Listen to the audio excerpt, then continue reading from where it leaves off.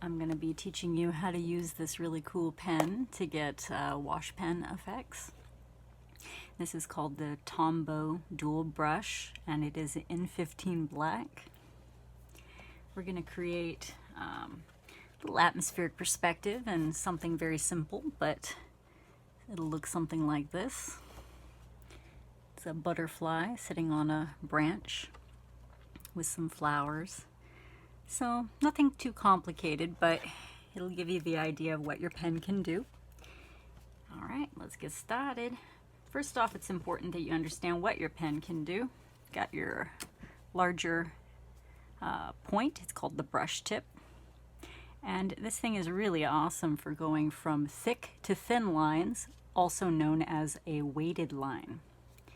So here is how it works. You start out very thin by going up on point, and then you can turn it sideways and get a very thick line, and then start to taper it to get a nice thin point.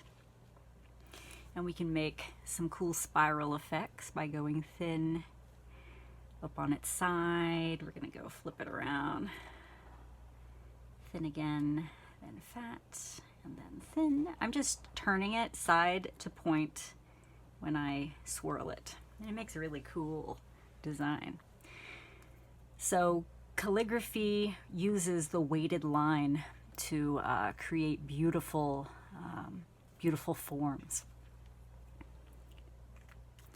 Also, you've got this other side. This is just a very thin tipped marker, and you can do lots of shading with that by doing like what we call crosshatch. Crosshatch is just crossing over your lines. So if you do a bunch of little lines like this, and then you cross them the other way, or make them very thin close together, you get a fade effect that goes from light to dark. You can keep crossing them as many times as you like and get a layering happening. Let's see if you can see that. Another way to make a fade is with tiny dots, and people call this pointillism, but it's also known as stipple, more of a layman's term. So here is the little tiny dots I speak of, and you can evenly spread them out and fill in a object with texture, kind of a textured look. Or you can just put them closer together and start to make darkness. This is a lot like your inkjet printers, the way that they print. So closer together just means darker.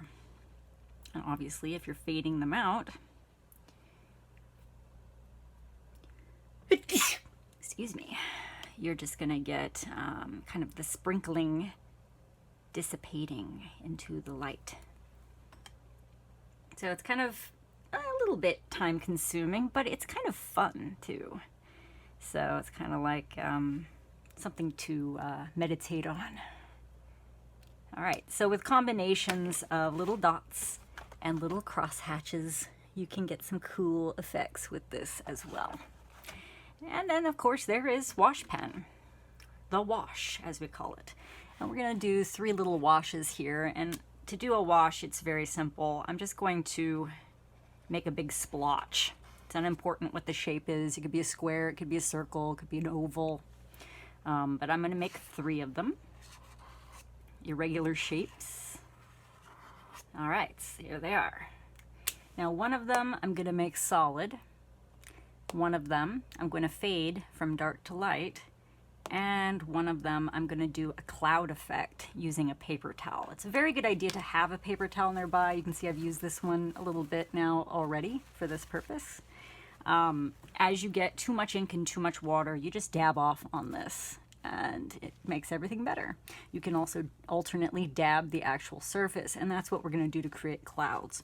So first let's do our solid, which is the easiest. You can just fill it in. It's really unimportant if it's a clean fill, because the ink is going to spread with the introduction of water. And you can see I've just got some regular water here. And here we go. that's it. It's filled. Now, it's kind of like when you're cleaning the windows of your car. If you stop and start a lot, you're going to get streaks. So just try to keep going and fill the whole thing, just the same way that you would want to make sure that your car windows were streak-free. All right, next let's do a fade. We're going to start on one side and fill over to the other side. Now, I'm going to also kind of obliterate this side because I don't want it to have such a strong line. And then I'm going to have it fade from the dark to the light. Ooh, nice little marbleized look. Cool. See how it's leaking into it. So it's permeating the wetness. So if you want to do any kind of fades, that's how you do it. Next, we're going to fill this one in. We're going to do a similar thing to what we did with the first one, only this time I'm going to come back in with the paper towel and dab at it. All right, here we go. Now before it dries, let's do it. So what I'm doing is just dabbing at it and allowing the paper towel to pick up some of the ink. And what it's doing is it's getting a kind of tie-dyed look that looks like clouds. So it's a great way to introduce atmosphere or clouds into your drawing in the background. So there. Now you have some skills at your disposal. Let's get to work drawing that butterfly, shall we? Now, if you want to, you could sketch out your butterfly with pencil. I was looking at a little photo of a monarch butterfly, so I'll briefly show you. And so I had an idea of what I wanted, although I let myself be a little more imaginative and just let my butterfly happen. You'll find that the beauty of your butterfly is just symmetry. So if you do the same thing to one side as the other, it's going to look like a butterfly. So here's the shape of the wing. I'm going to make sure my other wing looks the same. And here's the bottom. Along with our body. The body of a butterfly is in 3 parts. You've got the head, you've got the middle, which is its like body, and you've got the tail, which is a lot thinner and smaller, longer. Then you've got its little antennas, which could be just little sticks with dots on it. When it comes to calligraphy, it's the beauty of the line. You want to use as few lines as possible to create the essence of your figure. So now that I've got something to work with, I'm going to go ahead and start adding some ink. And let's make sure you can see this. So I just did the very, very light pencil, mostly just to think about what I want to draw before I draw it. Then I would go in and start adding in some shape.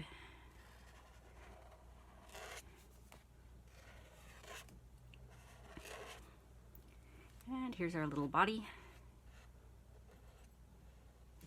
And the antennas. Undoubtedly, the antennas will get kind of obliterated with the washes, and you'll have to draw them back in. But that's totally fine to do. The wash in the beginning is just to address form. Just the back layer. Make sure your brush isn't all covered in ink from the previous stuff. I'm going to go ahead and just lay in a very light wash to color it in as sort of a gray. Get myself more water. Just to give me value.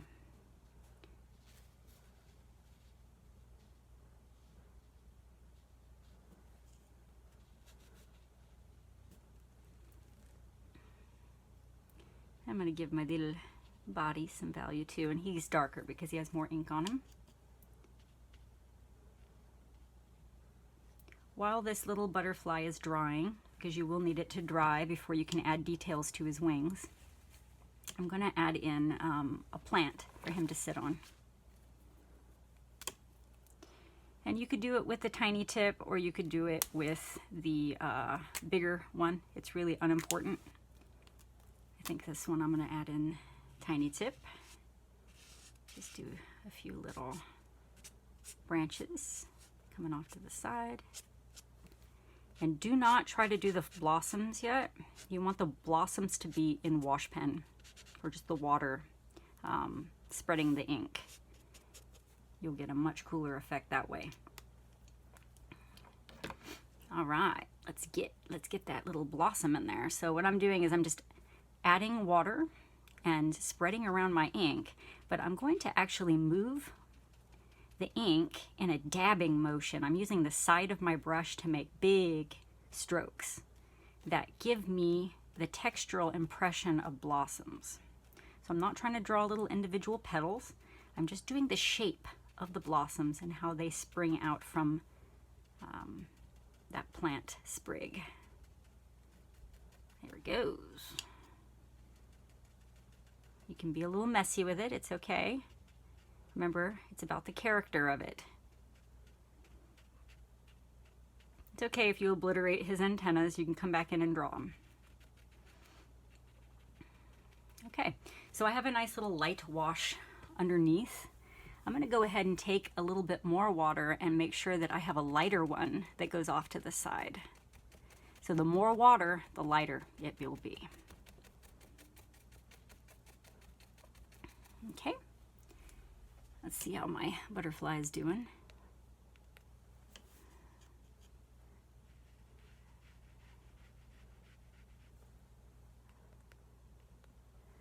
All right, let that dry for a minute.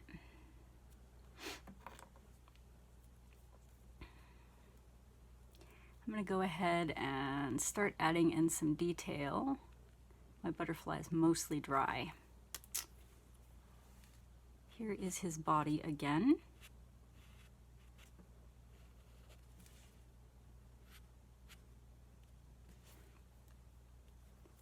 I'm going to go back in and add in the details to his wings again. So he's got a really nice thin to thick going on the edges.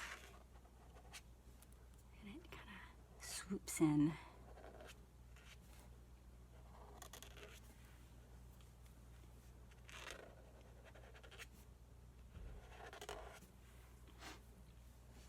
And then we have little veins inside.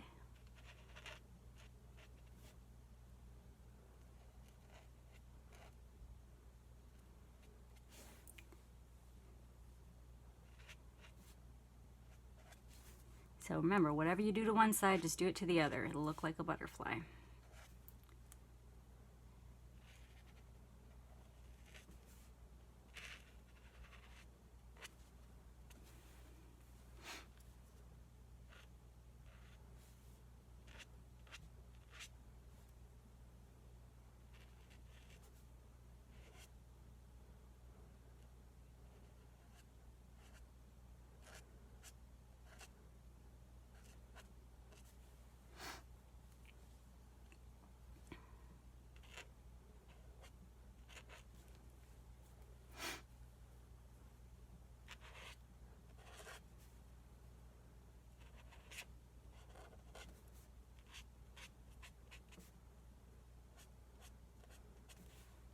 I like it.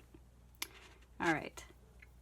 So your butterfly can look a little different than mine. It's really unimportant. Let's get back in our branch. So we are going to need to get this this branch to be a little bit more in focus. So you can bring back that stick that got swallowed up.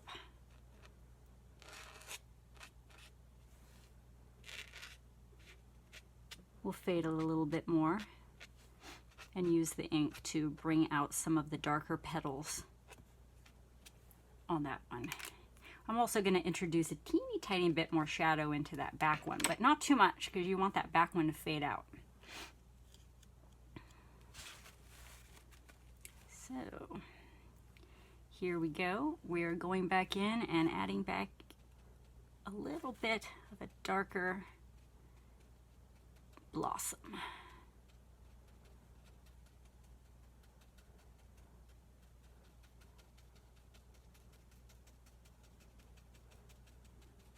There it is.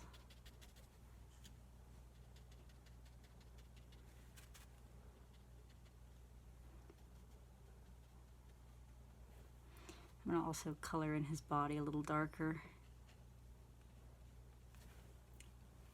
Maybe I'll add in a teeny bit of design to it. So you do whatever you want to yours. I'm just gonna play around a bit. I like it.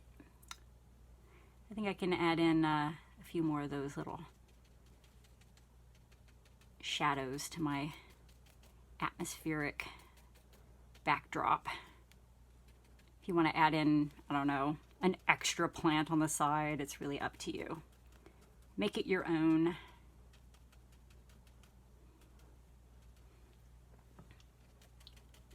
Remember that the more water you add, the lighter the layer. Okay, I like my little guy.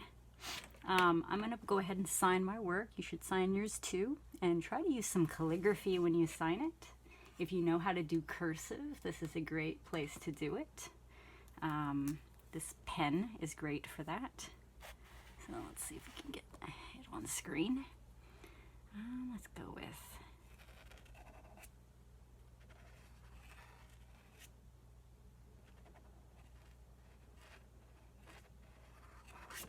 J.